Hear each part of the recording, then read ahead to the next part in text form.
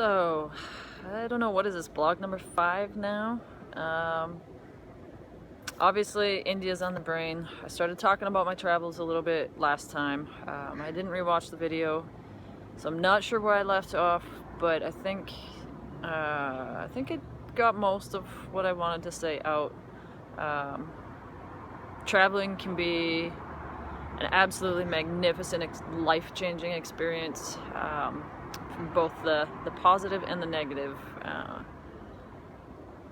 India, like I've said, is presenting a huge challenge emotionally to me.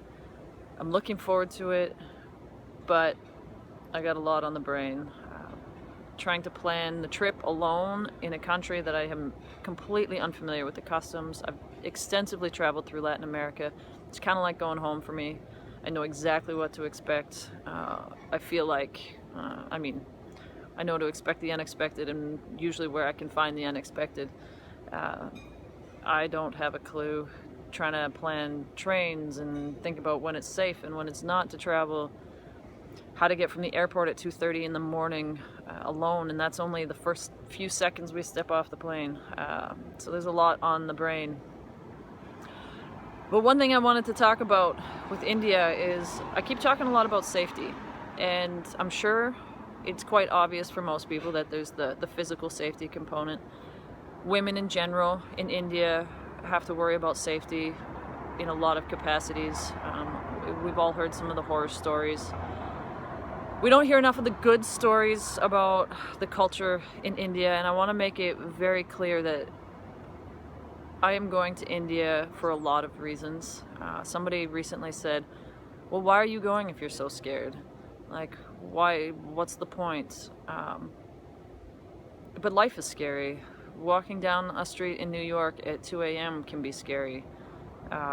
New York at 6 p.m. can be scary. Getting threatened on BC ferries if I use the bathroom here in the Lower Mainland. It can be scary anywhere. But I really look forward to seeing the beauty in India. In North America, we hear so many of the bad stuff, and racism is pervasive here, and the stereotypes and judgments on India, particularly the misogyny and the violent misogyny. It's all we really seem to hear, and there's huge pockets of the population that's all they attribute to is the violent aspect of India. I can't wait to see the beauty. I can't wait to meet people who will accept me, and I know they'll be there. That part of it I'm really looking forward to, and of course the scenic beauty, the Taj Mahal, both sunrise and sunset, is going to be amazing. If you're watching my Instagram account, there's a few sunrises and sunsets, so you know it's kind of my thing. Yeah, I'm looking forward to riding a camel in the desert. Bucket list. There's so much. The beach in Goa is going to be amazing.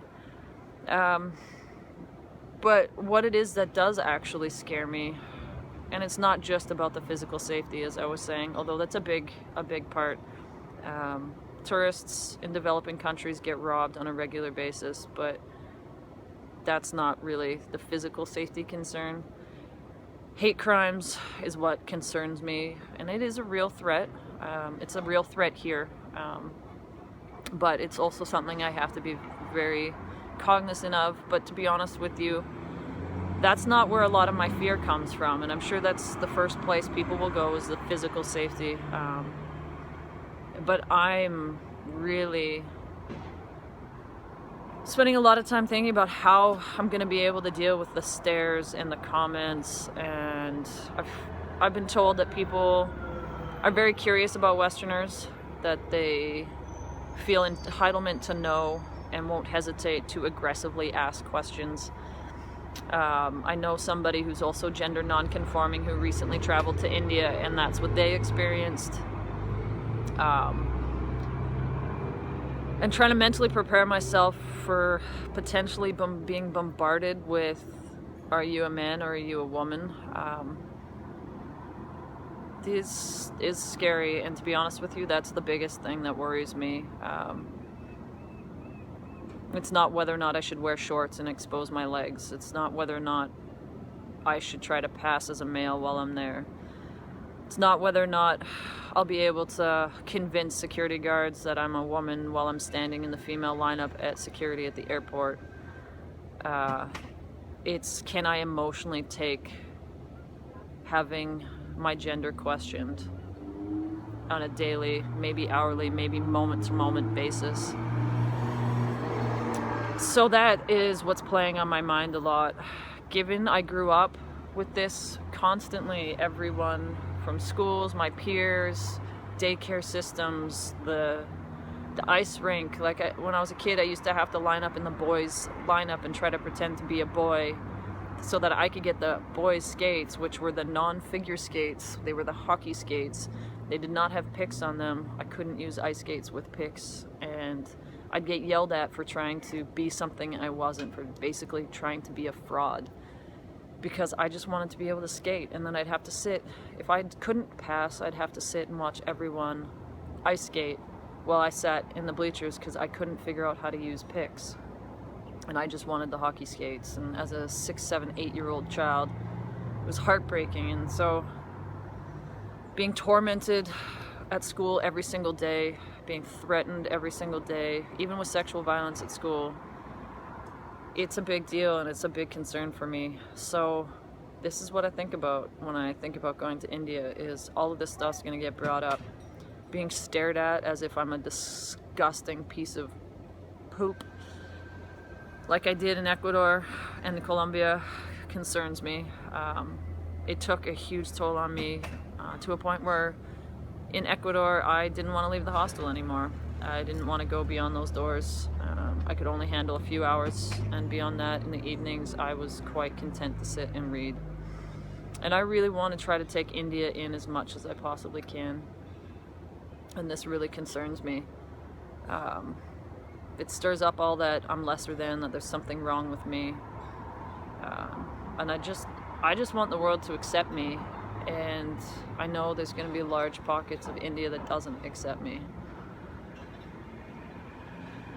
So as the date grows nearer, we're like 5 weeks now. We leave October 11th. The nerves get bigger. The excitement also does, so I'm looking forward to that. But I gotta mentally prepare myself for that. Maybe a lot of yoga and meditation leading up to it, I don't know. But it's not isolated to India. I just had an experience here in Victoria where a woman tried to strategically prevent me from buying something at her store. She first told me that they didn't have any wallets left. I was looking for a leather wallet. It was 200-year-old leather found in a shipwreck on the bottom of the ocean. And when asking about it, she said that they didn't have any left. I could tell the look in her eye was a little weird. And then she proceeded to go, oh, well, maybe we have some in the box, but they're expensive. I was like, okay. Oh, well, they're like $200. Is that a problem for you? I was like, and I thought it was like a class thing at first, and I was like, no. And then so she begrudgingly went to the back, grabbed the wallets, and kind of like reluctantly started showing me the product. And it wasn't until I had walked around the square after leaving the store. She'd said a few more things, and after leaving the store, it wasn't until I started watching all the older people staring at me, almost with disgust, a lot of them, that I really realized that it was probably to do with my gender presentation and sexuality, why she was kind of reluctant to sell me those wallets. So it's not just India. I deal with it here too. But I'm comfortable here. I know what to expect here. I know the language. I know the culture. So India's gonna challenge all of that. But I'm gonna do it, and I'm gonna come back a bigger person, a better person. It's probably gonna be a life-changing experience. So I really look forward to it.